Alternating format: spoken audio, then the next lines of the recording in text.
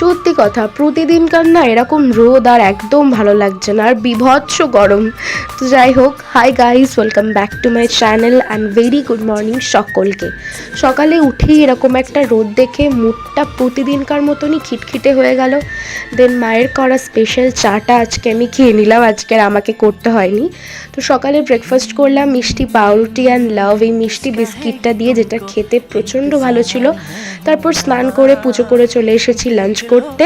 এটা হচ্ছিল সজনে শাক, যেটা খেলে নাকি আমার প্রেশারটা কমবে স্পেশালি, অ্যান্ড ডিমের কষা, পটল ভাজা, উচ্ছে আলু ভাজা, এইসব ছিল। দেন সন্ধ্যাবেলা ঘুম থেকে উঠে দেখি দিদুন এসেছে, তো বাবা সিঙ্গারা এনেছিল, সেটাকে এনজয় করলাম আমার করা চা দিয়ে।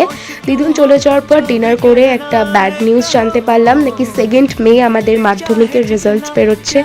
সো একটু এক্সাইটমেন্ট, একটু ভয় নিয়ে ঘুমোতে চলে গেলাম। রেজাল্ট তো বেরোবেই, আর আজকের দিনটাকে শেষ করলাম।